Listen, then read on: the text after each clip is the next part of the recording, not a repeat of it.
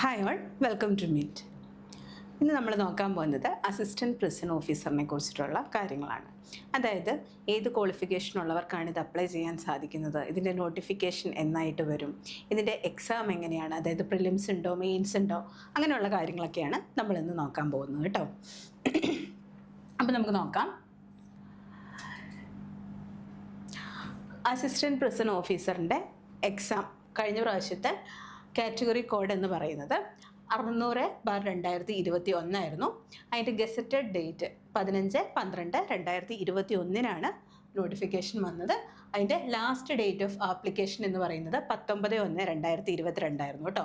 22 ആയിരുന്നു അതിൻ്റെ last date of application എന്ന് പറയുന്നത്. അതിൻ്റെ OMR എക്സാമിനേഷൻ ഡേറ്റ് നടന്നതെന്നാണ് 25/4/2023 അതിൻ്റെ എക്സാം നടന്നത്. നമുക്കിതിനെക്കുറിച്ചിട്ടുള്ള ഡീറ്റെയിൽഡ് ആയിട്ട് നോക്കാം. അതായത് ഇതിൻ്റെ ഡിപ്പാർട്ട്മെൻറ്റ് വരുന്നത് എവിടെയാണ്? പ്രിസൺസിലാണ് അല്ലേ? എവിടെയാണ്? പ്രിസൺസിലാണ് ഇതിൻ്റെ ഡിപ്പാർട്ട്മെൻറ്റ് വരുന്നത്. പ്രിസൺസിലാണ് ഡിപ്പാർട്ട്മെൻറ്റ് വരുന്നത്. കാറ്റഗറി കോഡ് നമ്മൾ പറഞ്ഞു എത്രയാണ്? 600/2021 ആയിരുന്നു കഴിഞ്ഞ കാറ്റഗറി കോഡ് എന്ന് പറയുന്നത്. എൻ്റെ ലാസ്റ്റ് ഡേറ്റ് നമ്മൾ പറഞ്ഞു 19/1/2022 ഏത് എക്സാം അപ്ലൈ ചെയ്യേണ്ട ലാസ്റ്റ് ഡേറ്റ് എന്ന് പറയുന്നത്. കഴിഞ്ഞ തവണത്തെയാണിത്. അതുപോലെ തന്നെ ഇതിൻ്റെ നെയിം ഓഫ് പോസ്റ്റ് എന്താണ്? അസിസ്റ്റൻറ്റ് പ്രിസൺ ഓഫീസർ എന്നതാണ്. അതിൻ്റെ സ്കെയിൽ ഓഫ് പേ എത്രയാണ് വരുന്നത്?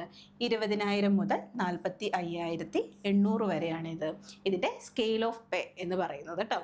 അതുപോലെ തന്നെ ഇതൊരു സ്റ്റേറ്റ് വൈഡ് എക്സാമാണ് അസിസ്റ്റൻറ്റ് പ്രിസൺ ഓഫീസർ എന്ന് പറയുന്നത്. അപ്പോൾ കഴിഞ്ഞ തവണ ഇതിൻ്റെ എക്സാം എന്താണ്?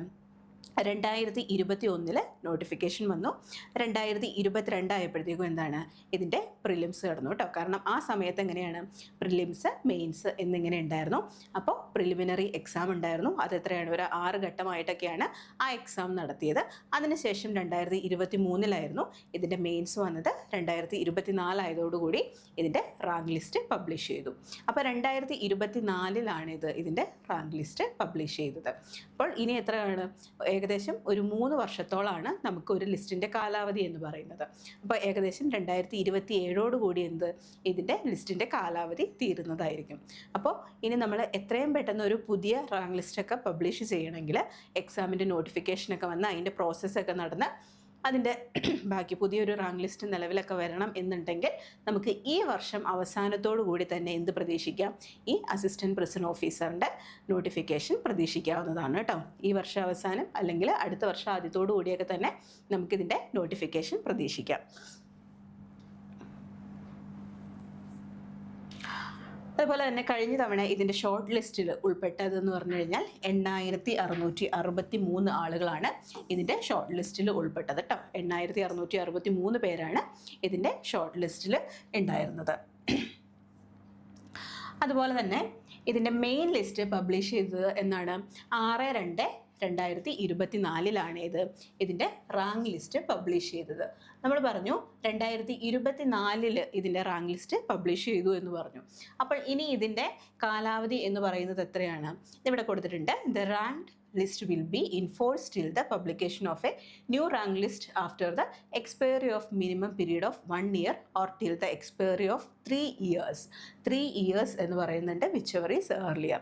ഒരു 3 വർഷം വരെയാണ് ഒരു ലിസ്റ്റിൻ്റെ കാലാവധി എന്ന് പറയുന്നത്. അപ്പോൾ നമുക്ക് ഏകദേശം എന്താണ്? ഒരു 2027 കൂടി തന്നെ 5/2/2027 കൂടി തന്നെ എന്ത് വേണം? പുതിയ റാങ്ക് ലിസ്റ്റ് നിലവിൽ വേണം. അപ്പോൾ നമുക്ക് ഈ നോട്ടിഫിക്കേഷൻ എന്നത് നമുക്ക് ഈ വർഷം തന്നെ പ്രതീക്ഷിക്കാവുന്നതാണ് കേട്ടോ. അതുപോലെ തന്നെ ഇതിൻ്റെ ക്വാളിഫിക്കേഷൻ എന്ന് പറയുന്നത് എന്താണ്? 10ാം ക്ലാസ് യോഗ്യതയാണ്. ഓർത്തിരിക്കുക, 10ാം ക്ലാസ് യോഗ്യതയാണ്. അപ്പോൾ ഇനി 10ാം ക്ലാസ് നിലവാരത്തിൽ വരുന്ന കുറേ എക്സാമുകൾ, അതായത് VFA, ബെപ്കോ, LDC അതൊക്കെ നമുക്ക് പ്രതീക്ഷിക്കാവുന്ന എക്സാമുകളാണ്. അപ്പോൾ അതിൻ്റെ ഒപ്പം തന്നെ എന്ത് ചെയ്യുക? നമ്മൾ ഇതിന് വേണ്ടിയിട്ട് പഠിച്ചു തുടങ്ങുക കേട്ടോ, തയ്യാറെടുക്കുക. അതുപോലെ പ്രിലിംസ് ഉണ്ടാകുമോ, ഇനി പ്രിലിമിനറി എക്സാം ഉണ്ടാകുമോ എന്നുള്ള സംശയമൊക്കെ ചിലർക്കെങ്കിലും കാണാം. പക്ഷേ നമുക്ക് ഉറപ്പ് വരുത്താനാവില്ല. കാരണം അത് PSCയുടെ ഭാഗത്തു നിന്ന് തന്നെ അതിൻ്റെ ഒരു കൺഫർമേഷൻ വരേണ്ടതാണ്. അതായത് ചിലപ്പോൾ പ്രിലിമിനറി എക്സാംസ് ഉണ്ടാവാൻ ചാൻസ് ഇല്ല, ചിലപ്പോൾ ഉണ്ടായേക്കാം. അതിനുശേഷം എന്താണ്? പ്രിലിമിനറി എക്സാമിൻ്റെയൊക്കെ സിലബസ് എന്ന് പറയുന്നത് അതാണ്. നമ്മുടെ ബെപ്കോ LDCയുടെ ഒക്കെ സെയിം സിലബസ് തന്നെയായിരുന്നു പ്രിലിമിനറി എക്സാമിന് ഉണ്ടായിരുന്നത്. പക്ഷേ അത് കഴിഞ്ഞിട്ടാണ് ഇത് മെയിൻസ് എക്സാം വരുന്നത്. മെയിൻസ് എക്സാമിൻ്റെ സിലബസിൽ എന്ന് പറഞ്ഞു കഴിഞ്ഞാൽ നമുക്ക് 20 മാർക്കിൻ്റെ സ്പെഷ്യൽ ടോപ്പിക്സ് ഉണ്ട് എന്നുള്ളതാണ് ഇതിൻ്റെ ഏറ്റവും വലിയ പ്രത്യേകത. സ്പെഷ്യൽ ടോപ്പിക്കിന് 20 മാർക്കാണ്.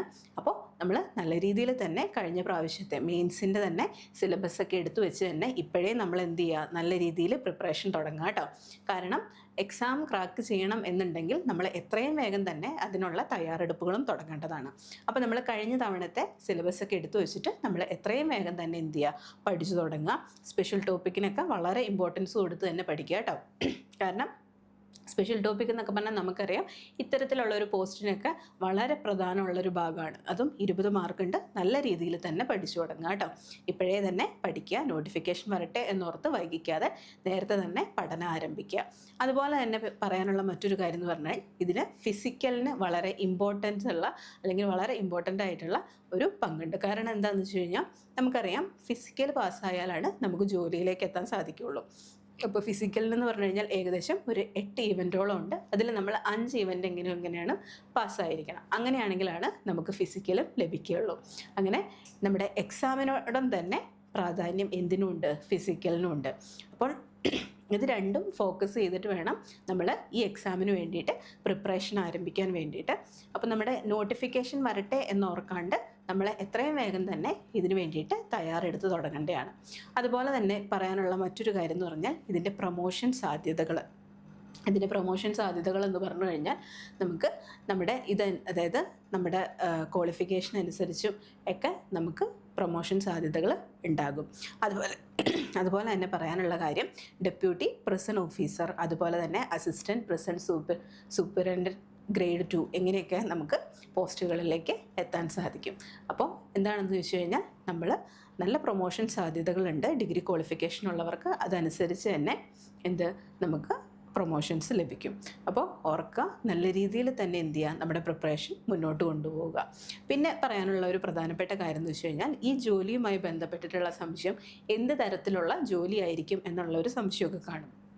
അതായത് നമ്മൾ സുരക്ഷയുമായിട്ട് ബന്ധപ്പെട്ടിട്ടുള്ള കാര്യങ്ങളും അങ്ങനെയുള്ള കാര്യങ്ങളൊക്കെയാണ് ഇതിൽ പ്രധാനമായിട്ടും വരുന്നത്. അപ്പോൾ നമ്മൾ നല്ല രീതിയിൽ തന്നെ നമ്മുടെ പ്രിപ്പറേഷൻ മുന്നോട്ട് കൊണ്ടുപോയി കഴിഞ്ഞാൽ നമുക്ക് ക്രാക്ക് ചെയ്യാൻ പറ്റുന്ന ഒരു എക്സാമാണ്. അപ്പോൾ എക്സാമിനും അതുപോലെ തന്നെ ഫിസിക്കലിനും നല്ല പ്രാധാന്യം കൊടുത്ത് തന്നെ ഇപ്പോഴേ പ്രിപ്പറേഷൻ ആരംഭിക്കുക. നോട്ടിഫിക്കേഷൻ വരട്ടെ എന്നോർത്തൊന്നും ആരും വൈകിക്കരുത്. നല്ല രീതിയിൽ തന്നെ പഠിച്ച് മുന്നോട്ട് പോവുക കേട്ടോ. കാരണം നമുക്ക് ഈ വർഷം അവസാനം നമുക്കിതിൻ്റെ നോട്ടിഫിക്കേഷൻ പ്രതീക്ഷിക്കാവുന്നതാണ്. അപ്പോൾ നമുക്ക് ഒരുപാട് അവസരങ്ങൾ വരുന്നുണ്ട്.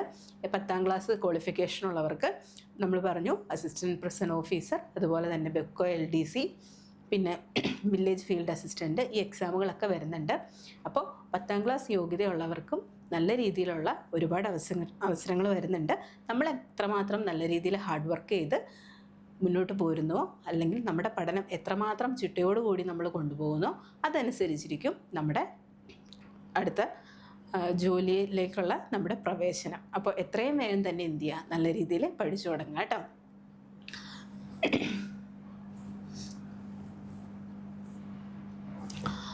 അപ്പോൾ നമ്മുടെ മിൻറ്റിൽ ഓണം ഓഫറുമായി ബന്ധപ്പെട്ട് ഓണം 50 എന്നുള്ള കൂപ്പൺ കോഡ് ഉപയോഗിച്ച് കഴിഞ്ഞാൽ ഓഫറുകൾ ലഭിക്കുന്നതായിരിക്കും. 50% ഓഫർ ലഭിക്കുന്നതായിരിക്കും. അപ്പോൾ എല്ലാവരും അപ്ലൈ ചെയ്യുക. കൂടുതൽ വിവരങ്ങൾക്കായിട്ട് താഴെ കാണുന്ന നമ്പറിൽ കോൺടാക്റ്റ് ചെയ്യുക കേട്ടോ. Thank you. മറ്റൊരു സെഷനുമായിട്ട് വീണ്ടും കാണാം.